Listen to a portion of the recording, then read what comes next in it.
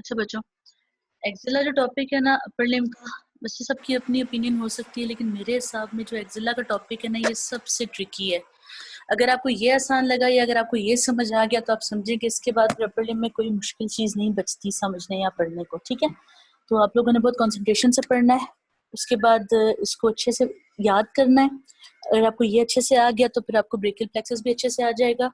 और एक्जिला और brachial plexus अपर जो रीजन है ना, शोल्डर और ये सब वाला, यानी आर्म से पहले पहले इसका बहुत बहुत इंपॉर्टेंट टॉपिक्स है। ठीक है, तो एक्जिला, पहली बात कि एक्जिला कहते किसको हैं? एक्जिला वो है जिसको हम इंग्लिश में आर्म पिट कहते हैं।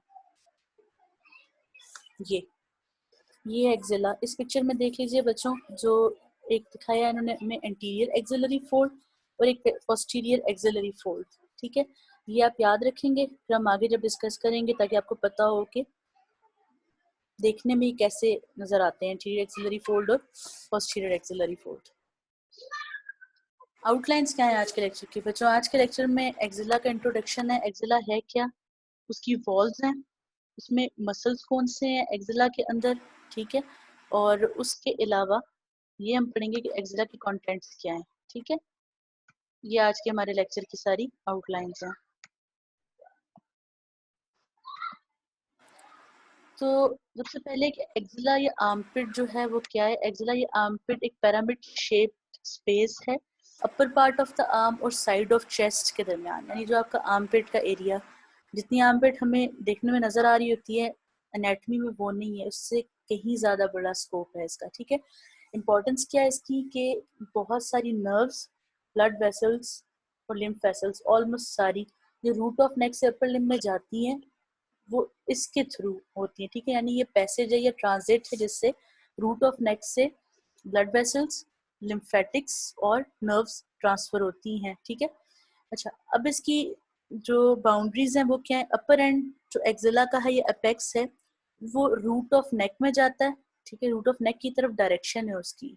रूट ऑफ नेक मैं तो बताती हूँ आगे कि वो है क्या। ठीक है, और उसके आगे है क्लेविकल, पीछे है अपर बॉर्डर ऑफ स्कैपुला और मीडियली क्या है? Outer border of first rib.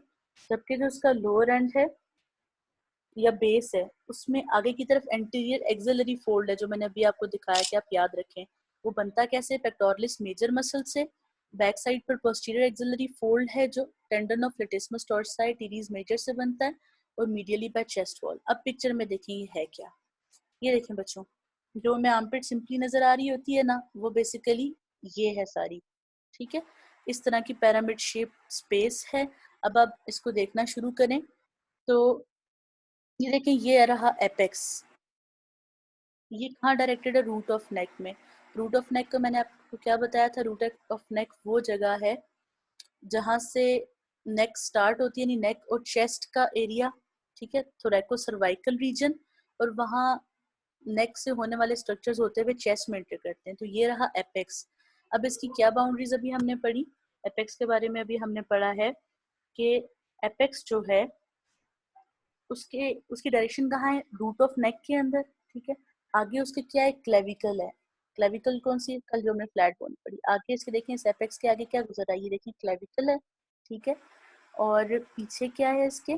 पीछे इसके स्कैपुला है। अगर आप ये देखें, ये पिक्चर में ये पीछे जो है ये स्कैपुला है। आगे क्या था? क्लेविकल है, पीछे है स्कैपुला, और मीडियल साइड पे outer border of first rib है।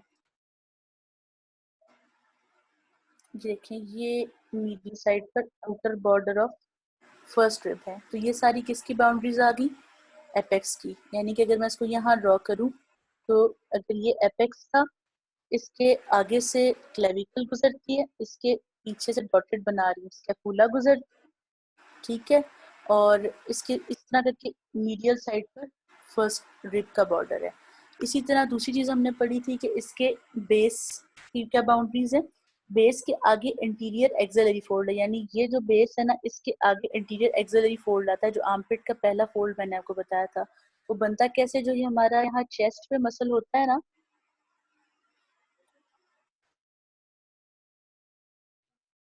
चेस्ट पे यहाँ मसल होता है पेक्टोरलिस मसल, उसकी वजह से एंटीरियर एक्सिलरी फोल्ड बनता है।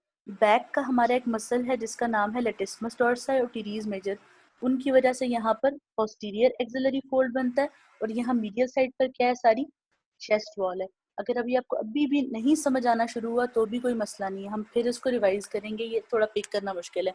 अब आप इस पिक्चर में जाते हैं, यहाँ से देखिए बच्चों, ये रही ना हमारी एक्सेला। इसमें अगर आप इस तरह इसको डायरेक्ट करें ऊपर की तरफ, ये देखिए ये वाला जो है ये एंटीरियर एक्सिलरी फोल्ड है, लेबलिंग देखें, ये पोस्टीरियर एक्सिलरी फोल्ड है, ये इसकी बेस के आगे, ये एक्सेला की बेस है जिसके आगे पीछे स्ट्रक्चर्स लाई कर रहे हैं, और इसके अंदर ऑब्वियसली यहाँ पर रिब्स होनी चाहिए ना, क्योंकि चेस्ट के साथ है। एपेक्स तो उसके अंदर डायरेक्टेड है, जिसके मतलब अगर यहाँ पे पिक्चर आ रही है, क्योंकि आर्मपिट की डायरेक्शन डिफरेंट है, पिक्चर उस तरह क्लियर बन नहीं सकेगी, लेकिन अगर देखा जाए तो वो इस डायरेक्शन में है, ऑपोजिट। ठीक है, एपेक्स के आगे क्या है, आगे क्लेविकल, पीछे ऑब्वियसली इसके स्कैपुला होगी, और अंदर फर्स्ट रिब का बॉर्डर है। ठीक है, अब मुझे कोई बताए कि ये थोड़ा सा भी, अगर 10% भी समझ आए तो भी इनफ है, फिर हम आगे चलते हैं।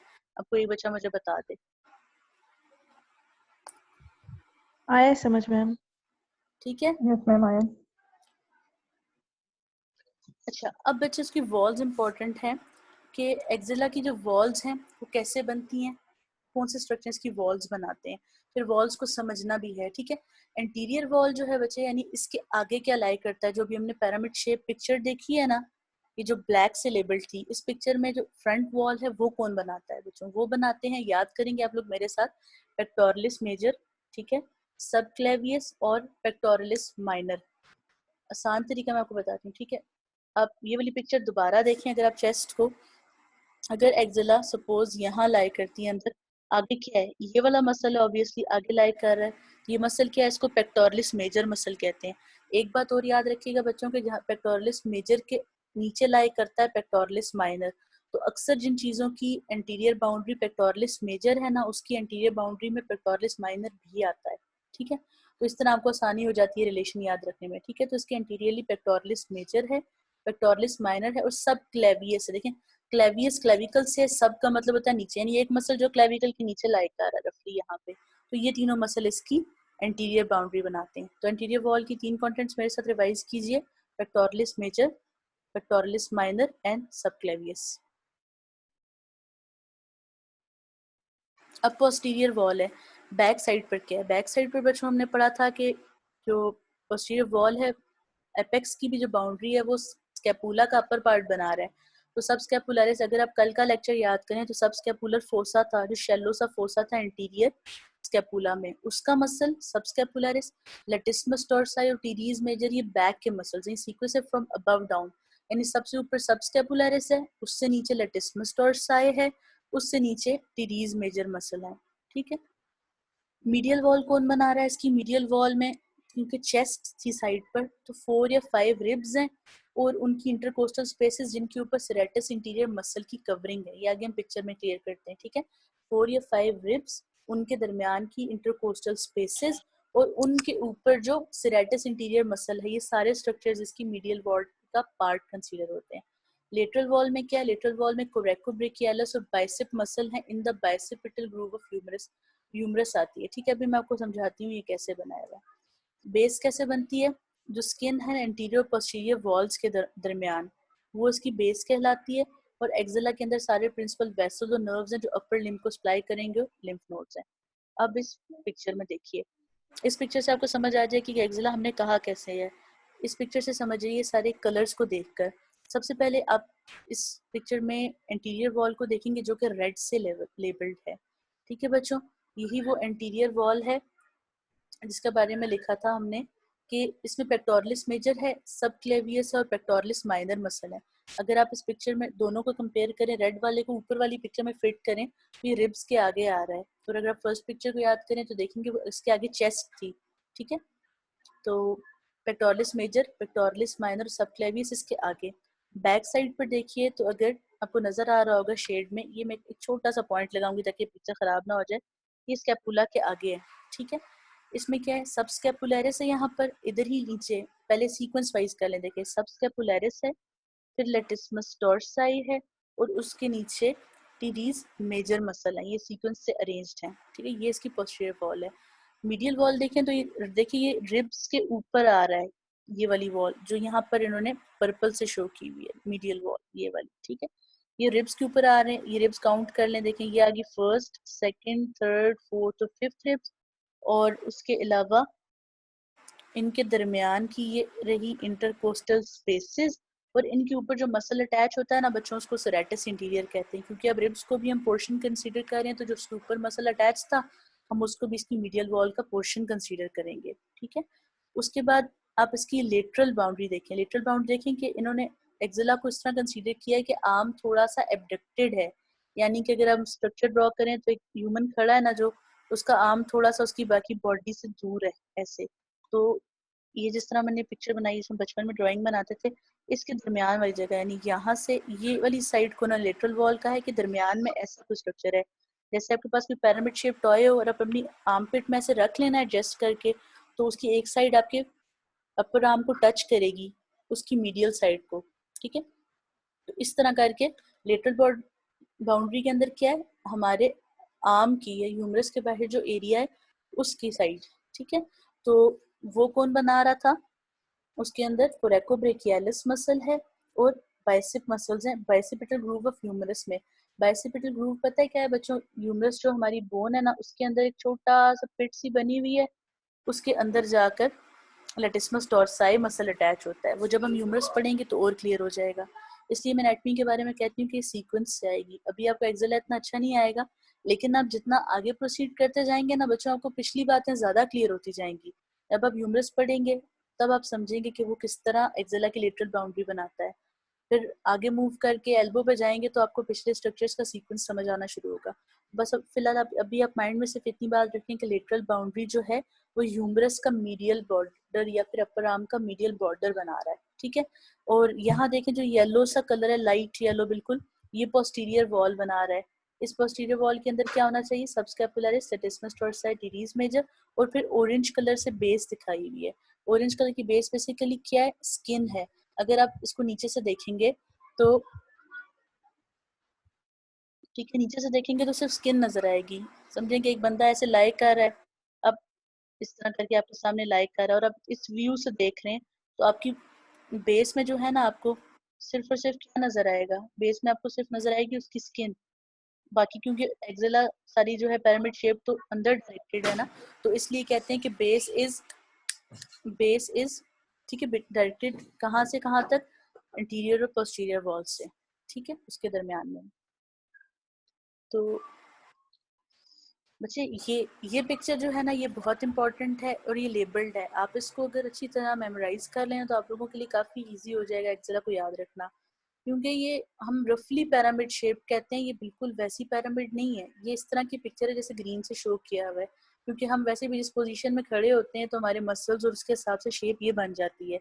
अब आप यहाँ इस पिक्चर में देखना शुरू करें तो ये देखिए, ये रही मीडियल वॉल, ये देखिए लेटरल वॉल, ये ह्यूमरस देखें बोन की थोड़ी सी ऊपर आ रही है, जिस पॉइंट पर ये अटैच हुआ हुआ है ना, यहाँ से देखना शुरू करें तो थोड़ा सा डिग सी बनी हुई है, ऐसे खुदाई की होती है, तो ये इस तरह का पिट सा बना होता है जिसको मैंने कहा है वो बाइसेपिटल ग्रूव है। और जब ह्यूमरस का लेक्चर होगा मोस्ट प्रोबेबली परसों, ठीक है, तो सैटरडे को इंशाल्लाह, उसमें जो है ये अटैच्ड होता है, ठीक है। ये देखिए नीचे स्किन, इधर स्किन यहाँ थोड़ी सी शो की हुई है समझाने के लिए कि ये बेस थी, ठीक है, और इसी को स्किन यहाँ से रिमूव करके पोस्टीरियर वॉल दिखाई हुई है, और ये ऊपर क्या है जो नेक की तरफ जा रहा है, ये एपेक्स है।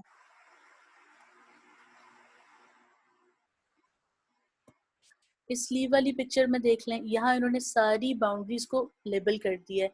आप इनलेट देखें, इनलेट मतलब क्या है कि जब आप नेक से ऊपर से नीचे की तरफ देखें तो आपको क्या क्या नजर आएगा, ऊपर lateral margin of first rib है, क्लेविकल है, और superior margin of scapula to coracoid process. आप इसमें सिर्फ वो टर्म्स याद रखेंगे जो आपकी अपनी स्नेल में लिखी है, उसकी पिक्चर भी आप लोग देख लेंगे, जो इससे पिछली जो पिक्चर मैंने आपको दिखाई, अगर आप वो याद रखेंगे तो आपको अपनी बुक की भी समझ आ जाएगी, ठीक है। फिर देखिए एंटीरियर वॉल में क्या क्या है, ये देखिए पेक्टोरलिस मेजर, माइनर मसल, सब क्लेवियस, क्लेवियर पेक्टोरल फेशिया, सब इसके आगे आना चाहिए। लेटरल वॉल में इंटरट्यूबरकुलर बर्क्यूलर सल्कस लिखा हुआ है बच्चे, यही बाइसेपिटल ग्रूव है, ठीक है। फिर पोस्टीरियर वॉल और फ्लोर आ गया, फिर ये मीडियल वॉल आ गई सारी।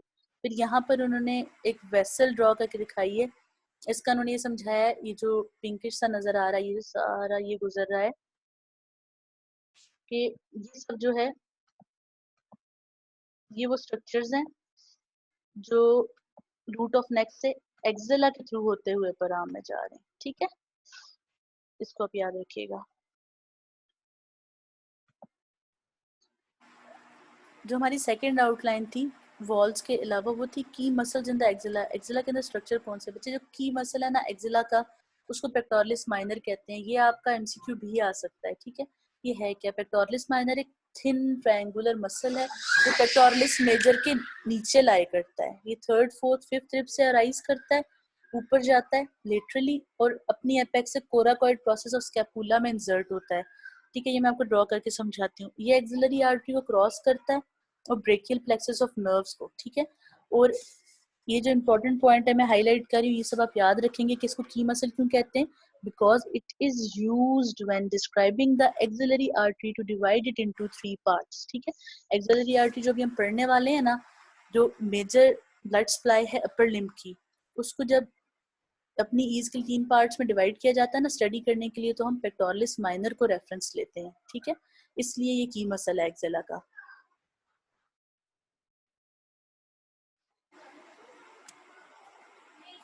अच्छा, इस पिक्चर में देख लीजिए, पहले मैं आपको थोड़ा सा एक्सप्लेन कर दूं, उसके बाद मैं फिर आपको बता देती हूँ। ये पॉइंटर नजर आ रहा है ब्लू सबको? इस पॉइंट से देखिए बच्चों, ये जो सबक्लेवियन आर्टरी है, ये यहाँ से पास करती है जब फर्स्ट रिब के बॉर्डर से, उसके बाद ये एक्सिलरी आर्टरी कहलाती है, ठीक है। अभी मैं आर्टरी पूरी एक्सप्लेन करूंगी बस पेक्टोरलिस माइनर को समझने के लिए, ठीक है।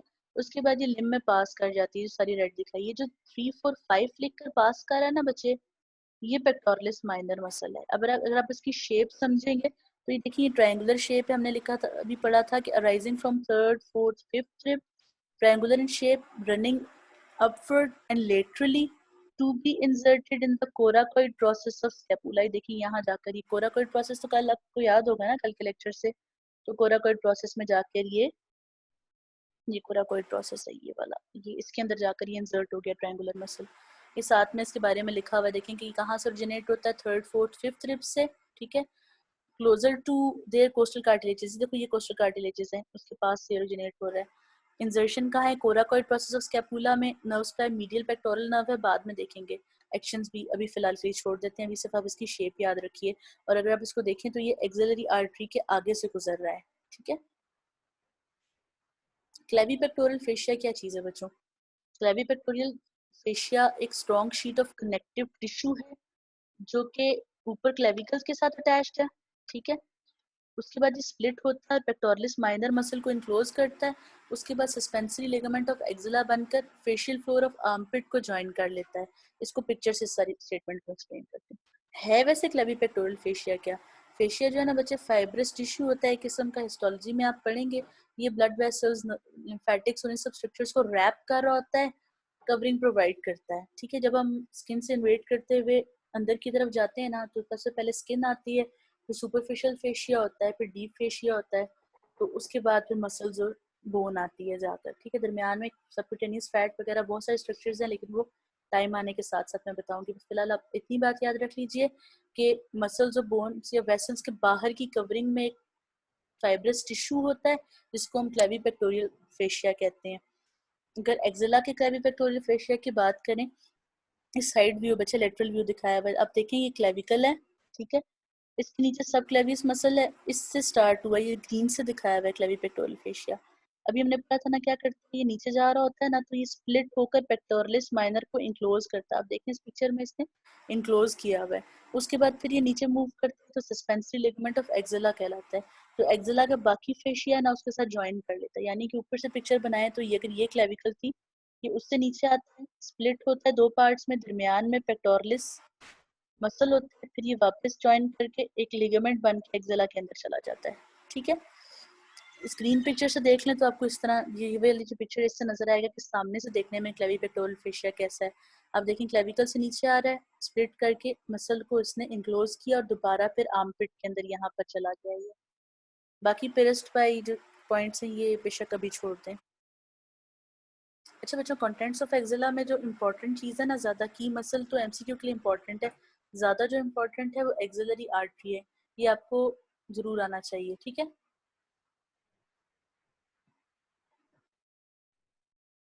एक्सिलरी आर्टरी शुरू कहाँ से होती है बच्चों? Axillary artery lateral border of the first rib से स्टार्ट होती है as the continuation of subclavian and ends at the lower border of teres major muscle where it continues as the brachial artery. ठीक है, पहले इस statement को मैं थोड़ा सा समझा दूं। आपने जो है वो बहुत ध्यान से वाली बात सुननी है ताकि आपको समझ आ जाए, याद ही आपको हो जाएगी। अभी सिर्फ समझने के लिए मैं एक पिक्चर ड्रॉ करती हूँ। ठीक है बच्चों, हमारी जो सबसे पहली वेसल है ना, जो हार्ट से आ रही होती है, ठीक है, अगर सपोज ये यहाँ पर हार्ट था, ठीक है, इससे पहली वेसल शुरू हुई तो वो ब्रेकियोसेफेलिक ट्रंक होता है ऑन द लेफ्ट साइड, ठीक है, sorry on the right side, और लेफ्ट साइड पे डायरेक्ट सबक्लेवियन आर्टरी निकलती है। हम फिलहाल यहाँ पे ड्रॉ करते हैं। ठीक है, समझें कि ये सबक्लेवियन आर्टरी है। ये जब फर्स्ट रिब के मीडियल बॉर्डर को क्रॉस करती है ना, लेटरल बॉर्डर को, यानी यहाँ पे रिब्स है ना, तो उस टाइम ये एक्सिलरी आर्टरी बन जाती है। उसके बाद ये डिसेंड करती जाती है जिस पॉइंट पे इसको टीरीज मेजर मसल क्रॉस करता है, उससे आगे ब्रेकियल आर्टरी बन जाती है। ब्रेकियल आर्टरी वो है जिसके ऊपर आप स्टेथ रखकर बीपी चेक करते हुए साउंड सुनते हैं। अभी ये सिर्फ समझने के लिए, याद ही आपको हो जाएगा ताकि हमें एक्सिलरी आर्टरी का पता चल जाए कि किससे किसके दरमियान थी। अच्छा, वहां पर क्या होता है, एक्सिलरी आर्टरी से ब्रेकियल आर्टरी बनी, और ब्रेकियल आर्टरी जो है उसके बाद फर्दर रेडियल और अल्नर में डिवाइड हुई, फिर वो हैंड तक जाती है आगे। हमने जो बात याद रखनी है इसमें वो इसका एक्सटेंड, और हमने क्या याद रखना है, इस सबक्लेवियन से, यानी कि फर्स्ट जो रिब है उसके लेटरल बॉर्डर से स्टार्ट होती है और टीरीज मेजर मसल के बॉर्डर तक, इसके दरमियान जो है ना बच्चों, ये वाला एक्सिलरी आर्टरी। हम इसी पोर्शन को 3 पार्ट में फर्दर स्प्लिट करके पढ़ेंगे। ठीक है, तो अब दोबारा देखें, axillary artery lateral border of first rib से स्टार्ट होती है as a continuation of subclavian, और एंड कहाँ होती है, टीरीज मेजर मसल के लोअर बॉर्डर पर, जहाँ फिर ये ब्रेकियल आर्टरी बन के कंटिन्यू होती है। अपने पूरे कोर्स में ये जो आर्टरी है ना, ये कॉर्ड्स ऑफ ब्रेकियल प्लेक्सस के बहुत आसपास रहती है। इसी वजह से जो ब्रेकियल प्लेक्सस के कॉर्ड्स को बच्चों लेटरल, मीडियल या पोस्टीरियर कॉर्ड कहा जाता है ना, वो एक्सिलरी आर्टरी के रेफरेंस से कहा जाता है। यानी जो वाली कॉर्ड उस एक्सिलरी आर्टरी के लेटरल लाई कर रही है वो लेटरल कॉर्ड है, जो मीडियल लाई कर रही है वो मीडियल कॉर्ड है, जो इस आर्टरी के पोस्टीरियर लाई कर रही है वो पोस्टीरियर कॉर्ड है। ठीक है, और कॉर्ड से निकलने वाली ब्रांचेस, ठीक, कॉर्ड से निकलने वाली ब्रांचेस और जो ब्रेकियल और एक्सिलरी आर्टरी के जो पार्ट्स हैं, ठीक है, इन सब को एक कनेक्टिव टिश्यू रैप कर रहा होता है जिसको हम एक्सिलरी शीथ कहते हैं। यानी समझें, अगर मैं ड्रॉ करके दिखाऊं आपको, तो यहाँ पर क्या है, यहाँ पर ये ब्रेकियल प्लेक्सस की ब्रांचेस हैं, ठीक है, साथ में दूसरी चीज क्या है, यहाँ पर साथ में एक्सिलरी आर्टरी है। इन दोनों को एक कनेक्टिव टिश्यू फेशियल रैप कर रहा होता है। ठीक है, उसको कहते हैं हम एक्सिलरी शीथ। ठीक है, अगर इस शीट को हम ऊपर की तरफ ट्रेस करें, रूट ऑफ नेक की तरफ जाते जाएं, तो देखा जाएगा कि ये प्रीवर्टिब्रल फेशिया के साथ कंटिन्यूस है। अच्छा, ये जो लाइन है ना, if the sheath is traced upward into the root of neck, it is seen to be continuous with the prevertebral fascia. ये वाली जो लाइन है ना सारी, ये मुझसे डॉक्टर सरमद ने क्वेश्चन पूछा था डीएच में बैठे हुए। ठीक है, अब मैं आपको थोड़ा सा पीछे से आती हूँ, फिर वापस आकर मैं आपको सारा एक्सप्लेन करती हूँ। ठीक है, एक्सिलरी आर्टरी जो है ना, वो सबक्लेवियन आर्टरी से शुरू होती है। जब सबक्लेवियन आर्टरी, देखो बच्चों, आर्टरी और नर्व्स में ये डिफरेंस है। नर्व जो है वो शुरू से वर्टिब्रल कॉलम से आती है, और जहाँ से वो ओरिजिनेट होती है वहां से जहाँ तक उसने टर्मिनेट होना है वो एक ही नर्व रहती है। लेकिन आर्टरी जब डिफरेंट लैंडमार्क्स को, पॉइंट्स को क्रॉस करती है ना, तब वो डिफरेंट नाम से जानी जाती है। जब हार्ट से ओरिजिनेट हुई तो वो सबक्लेवियन आर्टरी होती है, लेकिन जैसे ही वो लेटरल बॉर्डर और फर्स्ट रिब को क्रॉस करती है तब वो एक्सिलरी आर्टरी कहलाती है। ठीक है, फिर टीरीज मेजर से आगे गुजरती है तो उस टाइम क्या कहलाती है, ब्रेकियल आर्टरी। ठीक है, तो अभी हम जो पढ़ रहे हैं एक्सिलरी आर्टरी, ये सबक्लेवियन से ब्रेकियल के दरमियान की है। ठीक है, इस आर्टरी के बारे में इंपॉर्टेंट बात ये है कि जो ब्रेकियल प्लेक्सस है ना बच्चों, उसको उसकी कॉर्ड्स को इस आर्टरी की पोजीशन के रेफरेंस से लेटरल, मीडियल या पोस्टीरियर कहा जाता है, और कॉर्ड से निकलने वाली ब्रांचेस और एक्सिलरी आर्टरी जो है एक कनेक्टिव टिश्यू में रैप हुए होते हैं जिसको हम एक्सिलरी शीथ कहते हैं। ठीक है, इस एक्सिलरी शीथ को अगर हम ऊपर की तरफ ट्रेस करें ना, तो देखते हैं कि वो प्रीवर्टिब्रल फेशिया के साथ कंटिन्यूस है। यानी कि अगर समझे, यहाँ पर रफ से पिक्चर ड्रॉ करती हूँ, ये एक लिम्ब है एक बंदे की। ठीक है, ये उसकी वर्टिब्रल कॉलम है यहाँ पर। देखिए मैं ड्रॉ करूँ, ये हो नहीं रही है यहाँ पर, ये उसकी सपोज वर्टिब्रल कॉलम है। तो उसका जो फेशिया ना यहाँ पर उसका अगर इस पॉइंट पर एक्सिलरी शीथ है ना, तो अगर हम उसको ट्रेस रूट ऑफ नेक की तरफ जाते जाए ना, यानी एक उसको ट्रेस करते जाए कि वो कहाँ से आ रही थी, तो उसका ओरिजिन मिलेगा प्री वर्टिब्रल फेशिया के साथ। प्री वर्टिब्रल क्या है? वर्टिब्रा से पहले। मैंने आपको बताया ना, पूरी बॉडी में जो है वो फेशियाज हैं, कनेक्टिव टिश्यू हैं जो स्किन के नीचे हैं और मसल्स और इन सब स्ट्रक्चर को रैप करते हैं। यानी कि यहाँ से ओरिजिनेट होता हुआ फेशिया जो है वो एक्जिला में कंटिन्यू करता है।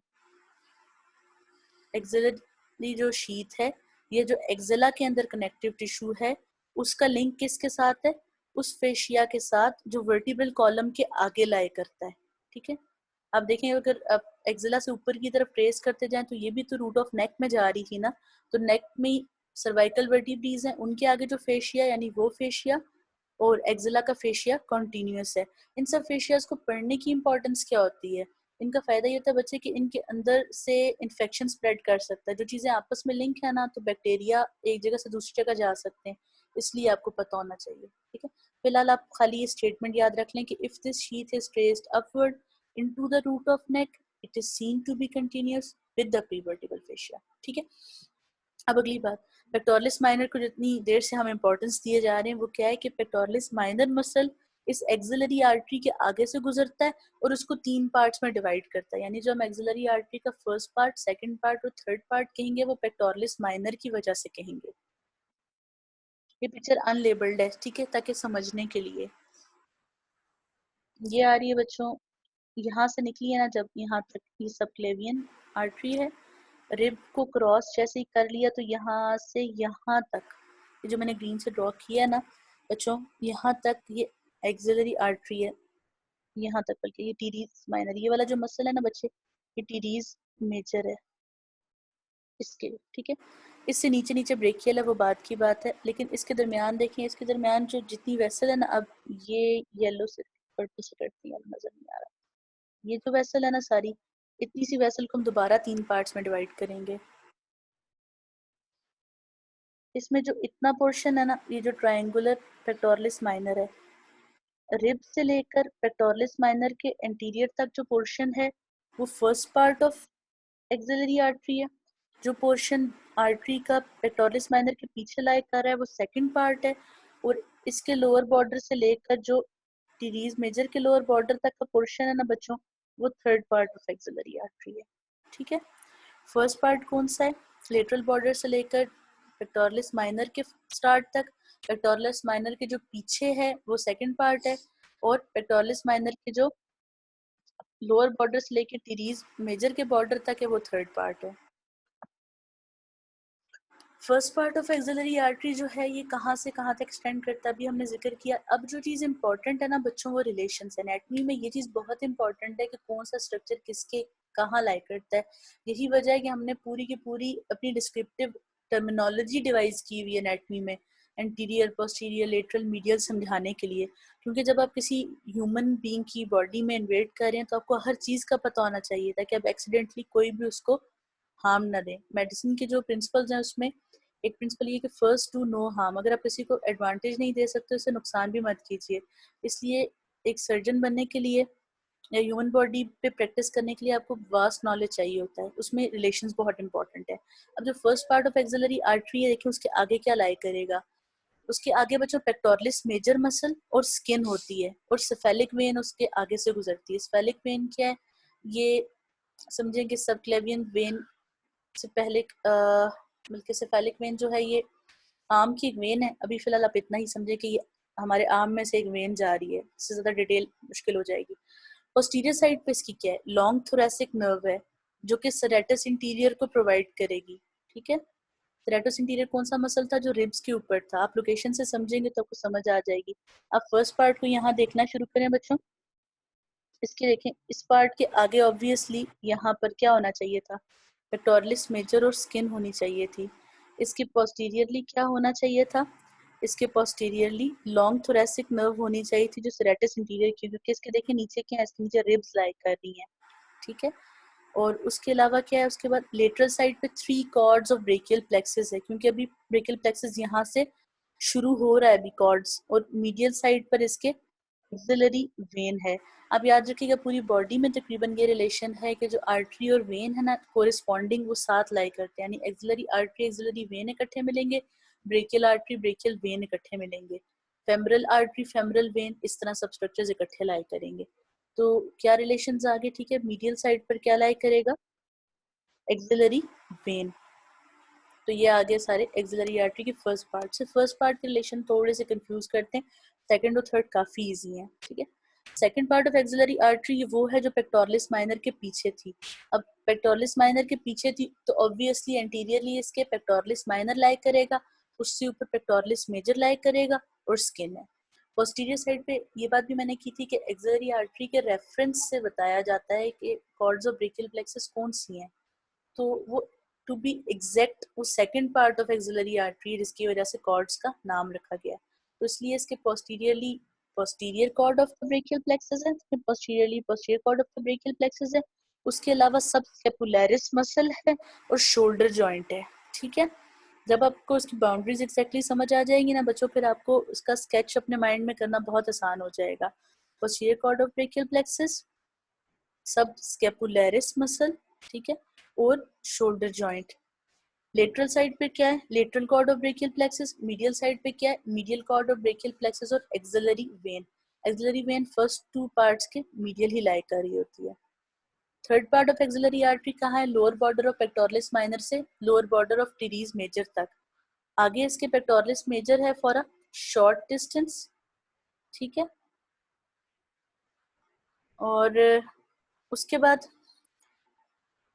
नीचे आते जाएं तो medial root of median nerve इसके आगे से गुजरती है, medial root of median nerve, ठीक है। ये याद करने वाली चीज है, इसमें पिक्चर से मैं कोशिश करती हूँ लेकिन इतना वो ब्रेकियल प्लेक्सस समझने के बाद ज्यादा अच्छा एक्सप्लेन होगा, ठीक है। इसलिए इस लेक्चर को जब आप पढ़ेंगे, कल ब्रेकियल प्लेक्सस पढ़ेंगे तो फिर आप ब्रेकियल प्लेक्सस पढ़ने के लिए पहले एक्सिला को रिवाइज करेंगे, फिर ब्रेकियल प्लेक्सस पढ़ेंगे तो फिर आपको अच्छा समझ आएगा। इसलिए कल की क्लास से पहले लेक्चर रिवाइज कर कर आइएगा सब लोग, ठीक है। पोस्टीरियर साइड पर क्या है, इसके सबस्केपुलरिस है, लेटिस्मस डोर्साई है और टीरीज मेजर, ये सब बैक के मसल्स हैं। एक्सिलरी और रेडियल नर्व्स देखो also lie behind the artery. अगर आप याद करें तो ये सब पोस्टीरियर कॉर्ड की ब्रांचेस है जिन लोगों ने पढ़ा है, बाकियों को कल समझ अच्छी आ जाएगी। पोस्टीरियर कॉर्ड से एक्सिलरी और रेडियल नर्व्स निकल रही थी तो यही इसके पोस्टीरियर रिलेशन में लाई करती हैं। लेटरली क्या है, कोरेकोब्रेकियालिस, ये जो आर्म का मसल था, बाइसेप्स और ह्यूमरस बोन है, और lateral root of median nerve musculocutaneous nerve lateral side पर, ये भी lateral root of lateral cord of brachial plexus की ब्रांचेस हैं। मीडियल साइड पे अल्नर नर्व है, एक्सिलरी वेन है और medial cutaneous nerve of arm है। अगर आप याद करें तो अल्नर नर्व और medial cutaneous nerve of arm जो है मीडियल कॉर्ड के ब्रांचेस हैं। जिनको ये नहीं समझ आ रहा, कल जब हम ब्रेकियल प्लेक्सस पढ़ेंगे उनको ये भी क्लियर हो जाएगा इंशाल्लाह, ठीक है। और एक्सिलरी वेन देखना आपने आसान बात कि वो हमेशा मीडियली लाई कर रही है तीनों पार्ट्स ऑफ आर्टरी के, ठीक है।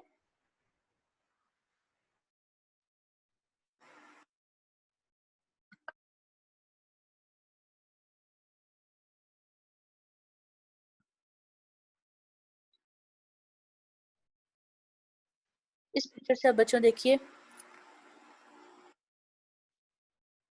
ये फर्स्ट पार्ट था, इसके पीछे लाइक करने वाला सेकंड और ये थर्ड पार्ट। बस अब आगे चलते हैं, काफ़ी रिपीटेशंस हो गई हैं मेरे ख्याल से। अगर आपको नहीं समझ आई तो क्लास के बाद वाले सेशन में पूछ लीजिएगा, हम फिर रिपीट कर लेंगे। ये बच्चों ये पिक्चर आपकी बुक में बनी हुई थी, इसलिए मैंने ये यहाँ डाल दी ताकि आप लोगों को समझ आ जाए इस पिक्चर की।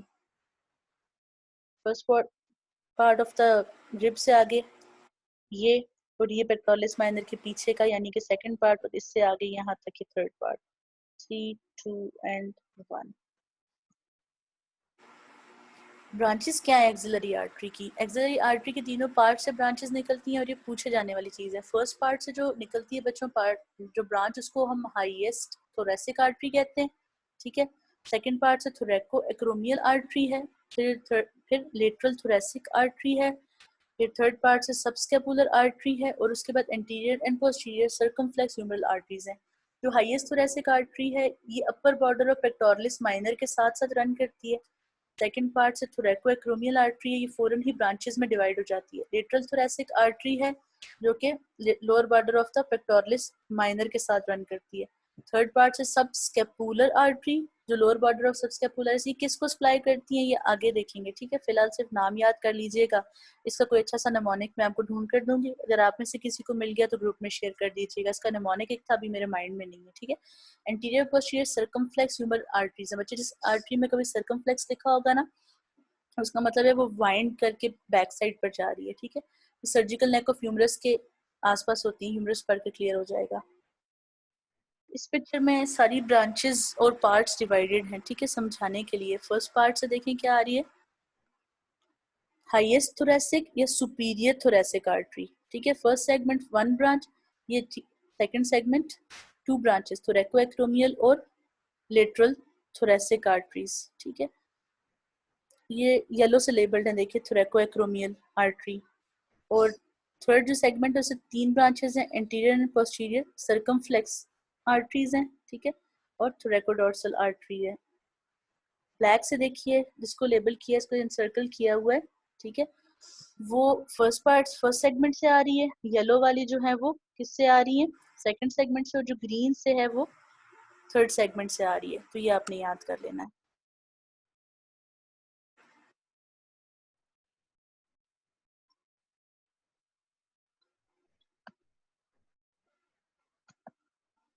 एक्सिलरी वेन क्या है बच्चों, जो पैटर्न हमने ब्लड वेसल का पढ़ा था ना, ब्लड आर्टरी का, आर्टरी क्योंकि प्रॉक्सिमल से डिस्टल जा रही होती है और वेन डिस्टल से प्रॉक्सिमल, तो तकरीबन इसलिए उसके एक्सिलरी आर्टरी के पैरेलल ही एक्सिलरी वेन आ जाती है। ये कैसे बनती है बच्चों, ये lower border of teres major पर बनती है, जहां से नीचे एक्सिलरी आर्टरी ब्रेकियल आर्टरी बनती है ना, वहीं से वापस आते हुए ये सब जो वेन्स होती हैं ये एक्सिलरी वेन में कन्वर्ट हो जाती है। बनती किसे, by the union of venae comitantes. Venae comitant क्या है बच्चों, ये वो वेन्स हैं जो आर्टरी के साथ इस तरह होती हैं, इस तरह क्लोजली लाई करती है कि जब आर्टरी में पल्सेशन होती है ना तो वेन्स में से ब्लड इजीली फ्लो करता है। आप सबको ये बात याद होगी कि आर्टरी के अंदर अपनी पल्सेशंस होती हैं, उसके मस्कुलर कोड की वजह से वेन में नहीं होती। अगर आर्टरी बहुत स्ट्रांगली कंट्रैक्ट करे तो वेन में से भी ब्लड जो है वो पुश होकर आगे जाता है। तो ऐसी जो वेन्स जो किसी आर्टरी की पल्सेशन की वजह से अपना ब्लड इजीली रिटर्न कर सकें, उन वेन्स को उस आर्टरी का वेनाइक कॉमिटेंट कहा जाता है, ठीक है। वो ब्रेकियल आर्टरी के वेनाइक कॉमिटेंट्स और बेसिलिक वेन जो है ये मिलकर जो एक्सिलरी वेन बनाते हैं, ठीक है। ये सेशन कंप्लीट हुआ, नेक्स्ट ज्वाइन करिए आप लोग।